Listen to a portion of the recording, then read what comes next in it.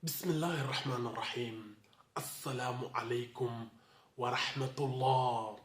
Je lisais un verset du Coran et j'ai vu, subhanallah, un miracle dans ce verset qui est juste étonnant et incroyable.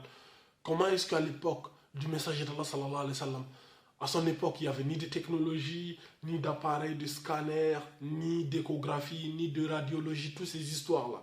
C'est-à-dire, c'était impossible pour un humain à cette époque, dans les mêmes conditions que le messager d'Allah sallallahu alayhi wa sallam, de connaître ça. Qui a enseigné cela au messager d'Allah? Écoutez le verset.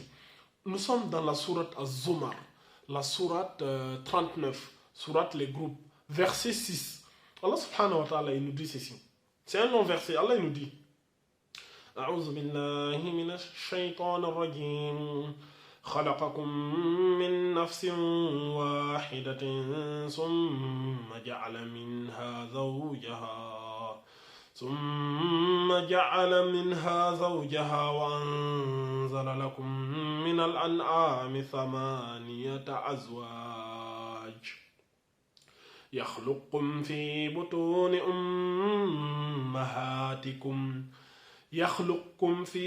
أمهاتكم خلقا من بعد خلق في ظلمات ثلاثة ذلكم الله ربكم له الملك لا إله إلا هو فأنا تصرفون. Allah il nous dit ceci. Il vous a créé d'une personne unique et a tiré d'elle son épouse. Et il a fait descendre, c'est-à-dire il a créé pour vous 8 couples de bestiaux. Rien que dans ce verset-là, je suis sûr qu'il y a des miracles cachés ici. Mais ce n'est pas ça que je cherche. C'est le verset suivant. C'est le passage suivant. Allah il dit, il vous crée dans les ventres de vos mères, création après création, dans 3 ténèbres. C'est la partie qui nous intéresse ici. Mais je termine. Tel est Allah, votre Seigneur. À lui appartient toute la royauté, point de divinité à part lui. Comment pouvez-vous vous détourner de son culte? C'est-à-dire, comment pouvez-vous ne pas adorer Allah? Revenons au verset qui nous intéresse. Là où Allah nous dit يَخْلُقْكُمْ فِي بُطُونِ أُمَّهَاتِكُمْ خَلْقًا مِنْ بَعْدِ خَلْقٍ فِي ظُلُمَاتٍ ثَلَاثَةٍ. Quand Allah dit, il vous crée dans les ventres de vos mères, création après création, dans 3 ténèbres. De quelles ténèbres Allah il nous parle ici? Quand on analyse super bien et qu'on se réfère un peu à la science, là tout devient assez clair et limpide, la précision, subhanallah al-azim. Il est prouvé scientifiquement que le bébé, dans le ventre de sa mère, le processus se passe dans 3 endroits bien spécifiques. On a le mur du ventre, c'est-à-dire le ventre déjà, c'est le ventre couvre tout, c'est le premier ténèbre, le ventre, tu vois. Après, quand on rentre encore un peu plus en profondeur, nous avons le mur de l'utérus. L'utérus, lui aussi, c'est un autre ténèbre, tu vois. Lui aussi, il enveloppe, c'est un autre ténèbre. Et encore, si on rentre encore un peu plus en profondeur, nous avons le mur du placenta et ses membranes. Voici les 3 ténèbres dont Allah nous parle ici. Tu vois, dans le ventre, on a le ventre déjà qui englobe, c'est-à-dire c'est un ténèbre, le ventre. Après, nous avons l'utérus, qui est encore un autre ténèbre. Après l'utérus, nous avons le placenta. Voici les différents endroits dans lesquels le bébé, il va habiter. Tu vois, il va habiter dans ces différents endroits-là, subhanallah al-azim. Et tous ces endroits sont des endroits ténèbres, c'est-à-dire il est dans des ténèbres. Et la précision, pourquoi Allah il a parlé de 3 ténèbres ici? Qui a enseigné ça au messager d'Allah sallallahu alayhi wa sallam? Comment le messager d'Allah pouvait savoir cela à son époque? Il n'avait ni des machines pour faire des échographies, il n'y a pas des appareils super puissants, des technologies de radio, d'appareils, des scanners, tout ça. Le messager d'Allah sallallahu alayhi wa sallam, il n'avait rien de tout cela. Qui lui a enseigné cela? Comment il a fait pour découvrir ça? Tu vois, voilà pourquoi Allah il termine le verset en disant, Allah il dit يَخْلُقُكُمْ فِي بُطُونِ أُمَّهَاتِكُمْ خَلْقًا مِنْ بَعْدِ خَلْقٍ فِي ظُلُمَاتٍ ثَلَاثَةٍ ذَلِكُمُ اللَّهُ رَبُّكُمْ لَهُ الْمُلْكُ لَا إِلَهَ إِلَّا هُوَ فَأَنَّا تُصْرَفُونَ. Allah il dit, Il vous a créé dans le ventre de vos mains, création après création dans 3 ténèbres. Tel est Allah, votre Seigneur.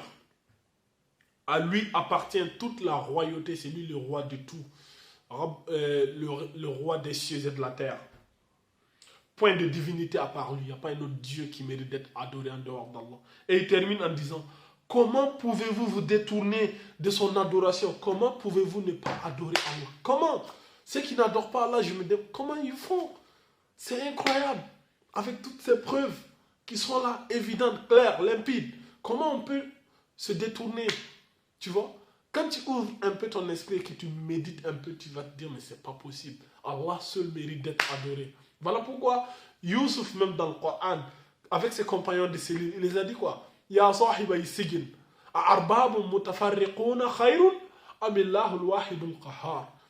Oh mes compagnons de cellule, est-ce les divinités éparpillées partout, ceux-là sont-ils meilleurs ou Allah, le dominateur suprême, l'unique al-wahidul qahhar? Qui mérite l'adoration?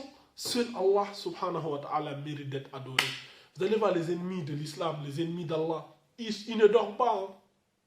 Ils ne dorment pas, ils font toujours des stratégies, des techniques. La dernière fois même, j'ai regardé des vidéos, des pseudo-panafricanistes. Dans certaines vidéos, tu vas voir, c'est des pseudo-experts en séduction, des pseudo-footballeurs, des pseudo-philosophes. Tout le monde attaque l'islam. Chacun va créer son domaine, mais le but, son but caché, c'est à un moment donné, ils vont attaquer l'islam en fait. En fait, l'islam est attaqué par tout le monde. Tout le monde attaque l'islam aujourd'hui. Les ennemis ne dorment pas. Voilà pourquoi Allah nous dit Yuriduna liyutfi'u nurallahi bi afwahihim. Ils veulent éteindre la lumière d'Allah par les mensonges qui sortent de leur bouche. Tu vas entendre tous les types de mensonges, de calomnies, de tout. Tout le monde attaque l'islam. Mais Allah il nous dit quoi? Wallahu mutimmu nurihi walau karihal kafirun. Allah il va parachever sa religion, n'en déplaise aux mécréants, que ça les plaise ou pas, Allah il va parachever sa religion. Sa religion ça va atteindre son but. Par l'intermédiaire de qui? Des gens comme nous, Allah nous utilise comme des outils pour partager sa parole. Vous aussi, partagez et appelez les gens.